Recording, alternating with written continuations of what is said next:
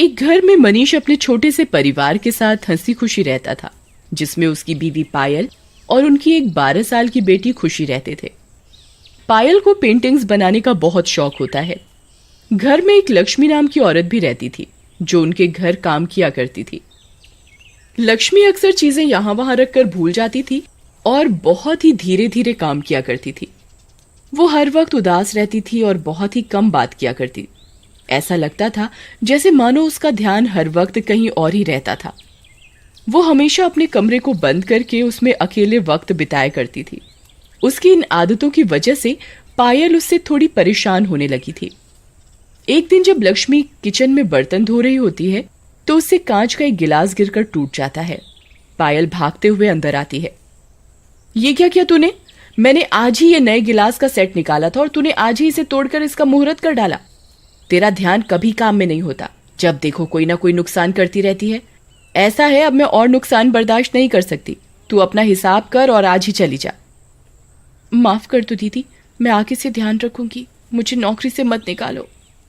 नहीं लक्ष्मी, अब मैं तुझे नहीं रख सकती। तू मुझे माफ कर और चल, यहां से चली जा। लक्ष्मी बहुत रोती है, मिन्नतें करती है, पर पायल उसकी एक नहीं सुनती। वो लक्ष्मी का सारा हिसाब कर देती है और उसे जाने को बोल देती है। लक्ष्मी रोते हुए अपने कमरे में जाती है और वहां रखे एक बड़े से डब्बे को खोलती है। उसमें डब्बे में एक गुड़िया रखी होती है। लक्ष्मी गुड़िया को डब्बे से बाहर निकालती है और प्यार से उसे सहलाती है। मेरी प्यारी गुड़िया, मुझे यहाँ से जाना पड़ रहा है, पर तुझे यहाँ रहना पड़ेगा। अपना ध्यान रखना और जैसा मैंने तुझे बताया बिल्कुल वैसा ही करना। लक्ष्मी वो गुड़िया लेकर खुशी के कमरे में जाती है। खुशी, देखो मैं तुम्हारे लिए क्या लाई हूं। वाह, ये कितनी सुंदर डॉल है। पर आज तो मेरा बर्थडे भी नहीं है, तो फिर आप मेरे लिए ये डॉल क्यों लाए हो? मुझे तुम्हारी मम्मी ने नौकरी से निकाल दिया है। मैं आज यहाँ से जा रही हूँ, इसलिए सोचा जाते जाते तुमको ये डॉल देकर जाऊं। मम्मी ने ऐसा क्यों किया लक्ष्मी आंटी? तुम वो सब छोड़ो और मेरी बात ध्यान से सुनो। मैंने ये जो डॉल तुमको दी है, ये कोई मामूली डॉल नहीं है। इसका नाम निक्की है। ये बहुत खास डॉल है। ये तुमसे बातें भी कर सकती है। तुम इसका अच्छे से ध्यान रखना और ये तुम्हारा ध्यान रखेगी। और कभी इसे अकेला मत छोड़ना और ना कभी गुस्सा दिलाना। और इसके बारे में कभी किसी को मत बताना। मैं किसी को कुछ नहीं बताऊंगी। लक्ष्मी अपना सारा सामान लेकर घर से जाने लगती है और जाते जाते एक बार पायल से मिलने जाती है। मैं जा रही हूँ दीदी, मुझे अच्छा नहीं लग रहा तुमको ऐसे काम से निकाल कर, पर मुझे लगता है तुम्हें शायद अपने परिवार के साथ रहने की जरूरत है। तुम यहाँ बहुत उदास रहती थी और इसलिए ही शायद ठीक से काम भी नहीं कर पाती थी। मुझे तुम्हारे जाने का बहुत अफसोस है। अफसोस तो अब आपको होगा। ऐसा कहकर लक्ष्मी चली जाती है। पायल को लक्ष्मी की ये बात बहुत अजीब लगती है। थोड़ी देर बाद पायल खुशी के कमरे में जाती है। खुशी अपनी डॉल के साथ खेल रही होती है। ये डॉल तुमको किसने दी? इसका नाम निक्की है। ये मुझे लक्ष्मी आंटी ने दी है। मैंने तुमको कितनी बार समझाया है कि किसी से कोई गिफ्ट ऐसे ही नहीं लिया करते। सॉरी मम्मी, पर देखो ना मेरी डॉल कितनी सुंदर है। इतनी भी कोई खास नहीं है। ऐसा मत बोलो मम्मी, डॉल को गुस्सा आ जाएगा। पायल डॉल को देखती है और कमरे से बाहर चली जाती है। शाम होते ही मनीष ऑफिस से घर आ जाता है। कैसा रहा आज का दिन? मैंने आज लक्ष्मी को काम से निकाल दिया। मुझे अच्छा नहीं लग रहा, पर मैं भी क्या करती, वो ठीक से काम ही नहीं करती थी। चलो, अब तुम इस बारे में ज्यादा मत सोचो और ये बताओ कि हमारी नन्ही गुड़िया आज कहाँ गायब है?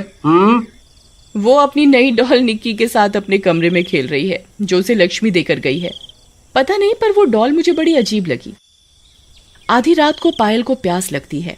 पायल किचन से पानी पीने जाती है तो उसे वहां पूरे किचन में आटा फैला हुआ मिलता है। पायल बहुत हैरान हो जाती है, पर हैरानी की बात वो फैला हुआ आटा नहीं, बल्कि उस पर बने छोटे छोटे पैरों के निशान थे।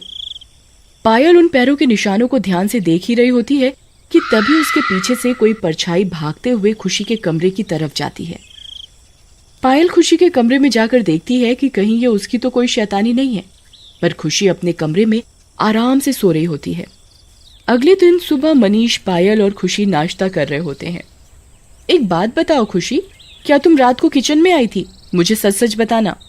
नहीं मम्मी, वो मैं नहीं थी, वो निक्की थी। उसे अकेले घूमना पसंद है। छोड़ो ये सब बेकार की बातें। चलो हम लोग कहीं घूमने चलते हैं। क्या निक्की भी हमारे साथ चल सकती है? नहीं खुशी बेटा, उसको हर जगह ले जाने की जरूरत नहीं है। पूरा परिवार घूमने जाता है, पर अचानक गाड़ी के ब्रेक फेल हो जाते हैं और गाड़ी एक पेड़ से जाकर टकरा जाती है। आप लोग निक्की को नहीं लाए ना? आपने निक्की को गुस्सा दिला दिया। अगर आप उसे भी हमारे साथ लाते तो हमारा एक्सीडेंट नहीं होता। खुशी, ये फालतू बात करने का टाइम नहीं है, समझी? हर वक्त निक्की निक्की। मैं फेंक दूंगी किसी दिन तुम्हारी निक्की को। नहीं मम्मी, ऐसा मत बोलो, वरना निक्की को और ज्यादा गुस्सा आ जाएगा। चुप हो जाओ तुम लोग। सब लोग जैसे तैसे घर आते हैं। खाना खाकर खुशी अपने कमरे में सोने चली जाती है। मनीष भी अपने कमरे में सोने चला जाता है, पर पायल को नींद नहीं आ रही होती, तो इसलिए वो अपनी एक अधूरी पेंटिंग बनाने लगती है। पायल का पेंटिंग ब्रश अचानक टूट जाता है, तो वो दूसरा ब्रश लेने अपने कमरे में जाती है। जैसे ही वो ब्रश लेकर वापस आती है तो देखती है किसी ने उसकी पूरी पेंटिंग लाल रंग से खराब की हुई होती है। पायल गुस्से से खुशी के कमरे की तरफ जाती है। वो जैसे ही कमरे के बाहर पहुंचती है, उसे कमरे से 2 लोगों की आवाज आती है। पायल अचानक दरवाजा खोलती है तो देखती है कि खुशी उस गुड़िया को सामने रखकर बैठी होती है। मुझे इस कमरे से 2 लोगों की आवाज आ रही थी। तुम किससे बात कर रही थी? मैं तो निक्की से बात कर रही थी। क्या निक्की तुमसे बात करती है? हाँ मम्मी, वो मुझसे बात करती है। खुशी बेटा, तुमने अगर ये फालतू बातें करना नहीं छोड़ा तो अच्छा नहीं होगा। पर मम्मी, मैं सच बोल रही हूँ। बस करो खुशी और चुपचाप सो जाओ। पायल खुशी के कमरे से चली जाती है। अगले दिन उनके घर एक नई काम वाली आती है। उसका नाम शांति होता है। शांति खुशी के कमरे में सफाई करने जाती है तो वहां उसकी नजर सबसे पहले चेयर पर रखी उस डॉल पर पड़ती है। कितनी बेकार गुड़िया है ये। शांति कमरे की सफाई करके नीचे जा रही होती है तो उसे महसूस होता है कि उसके पीछे कोई खड़ा है। शांति पीछे मुड़कर देखती है तो वहां वो डॉल खड़ी होती है। शांति चीखने की कोशिश करती है पर उसकी आवाज बंद हो जाती है। शांति भागने की कोशिश करती है पर वो डॉल उसे धक्का देकर सीढ़ियों से गिरा देती है। शांति, तुम कैसे गिर गई? वो गुड़िया। पायल जल्दी से एम्बुलेंस बुलाती है और उसको हॉस्पिटल में एडमिट कर देते हैं। मनीष के घर आते ही पायल उसको सारी बात बताती है। जब शांति सीढ़ियों से गिरी थी तो उसने उस डॉल की तरफ इशारा किया था। तुम मेरी बात मानो, ये सब उस डॉल ने किया है। तुम ये कैसी बातें कर रही हो? लगता है खुशी का असर तुम पर भी आ गया है। पायल मनीष को बहुत समझाती है पर वो पायल की बात पर बिल्कुल यकीन नहीं करता। अगले दिन जब पायल बाथरूम में जाती है तो शीशे पर कुछ लिखा देख उसके होश उड़ जाते हैं। लाल रंग से शीशे पर लिखा होता है कि मैं तुम्हें मार दूंगी। मनीष जल्दी आओ। क्या हुआ पायल?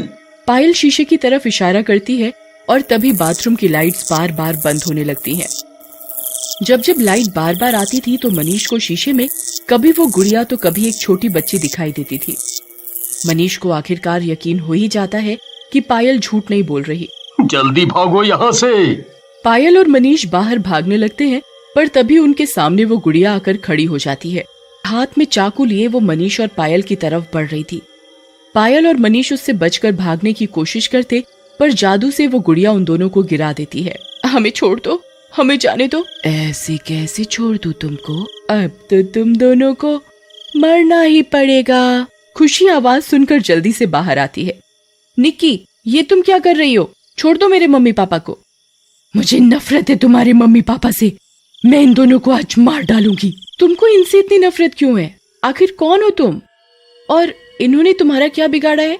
इन्होंने जान ली है मेरी, मुझे मार डाला। आज से ठीक 12 साल पहले जिस दिन तुम पैदा हुई थी, तुम्हारे पापा तुम्हारी मम्मी को हॉस्पिटल लेकर जा रहे थे और मैं रास्ता पार कर रही थी और तभी तुम्हारे पापा ने मुझे अपनी गाड़ी से कुचल दिया। मेरी माँ लक्ष्मी जो तुम्हारे घर काम किया करती थी वह खड़ी चिल्लाती रही पर तुम्हारे मम्मी पापा नहीं रुके। मेरी माँ फिर एक बाबा के पास गई जिन्होंने मुझे इस कुड़िया में जिंदा रखा। मेरी माँ यहाँ मेरी मौत का बदला लेने आई थी और आज से ठीक 4 दिन बाद अमावस्या वाले दिन मैं तुम्हारे शरीर पर हमेशा के लिए कब्जा कर लूंगी।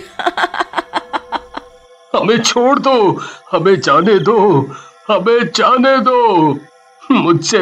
मुझसे बहुत बड़ी गलती हो गई। मेरी बीवी की हालत बहुत खराब थी। और मैं उस वक्त बहुत परेशान था। मैंने जानकर तुम्हें नहीं मारा, मुझे माफ कर दो। ऐसे कैसे माफ कर दूं? इस औरत की वजह से मेरी जान गई है ना, अब इसको ही मैं सबसे पहले मारूंगी। निक्की पायल को बार बार हवा में उछालकर जमीन पर पटक देती है। वो डॉल पायल की हालत बहुत बुरी कर देती है। जब डॉल का ध्यान पायल की तरफ होता है तो मनीष इशारे से खुशी को पास बुलाता है। खुशी बेटा, जल्दी से किचन में जाओ और वहां से मिट्टी का तेल लाकर इस डॉल के ऊपर डाल दो और इसे आग लगा दो, तभी इसका अंत होगा। जाओ बेटा, जाओ। खुशी जल्दी से मिट्टी का तेल लाकर उस डॉल पर डाल देती है, पर जैसे ही वो उस डॉल को आग लगाने लगती है, वो डॉल खुशी को जोर से दीवार में धक्का देकर मारती है। खुशी बेटा, तुम ठीक तो हो ना? प्लीज प्लीज मेरी बेटी को छोड़ दो, चाहे उसके बदले तुम मेरी जान ले लो। मेरी बेटी को छोड़ दो। डॉल मनीष की तरफ गुस्से से देखती है और चाकू लेकर उसकी तरफ बढ़ने लगती है। जैसे ही वो डॉल मनीष को चाकू मारने लगती है, खुशी माचिस की तिली जलाकर उस डॉल पर फेंक देती है। ये तुमने अच्छा नहीं किया खुशी, मैंने तुम्हें अपनी दोस्त समझा और तुमने मेरे साथ ही ऐसा कर दिया। निक्की, अब तुम्हें मुक्ति मिल जाएगी और हमें हमेशा अपनी गलती का एहसास रहेगा, हमेशा रहेगा। डॉल उस आग में जलकर खत्म हो जाती है और उसे मुक्ति मिल जाती है। मनीष और पायल लक्ष्मी के घर जाकर उससे माफी मांगते हैं और उसे अपने घर वापस काम पर रख लेते हैं। लक्ष्मी खुशी को अपनी बेटी की तरह प्यार करने लगती है और सब फिर से हंसी खुशी एक परिवार की तरह रहने लगते हैं।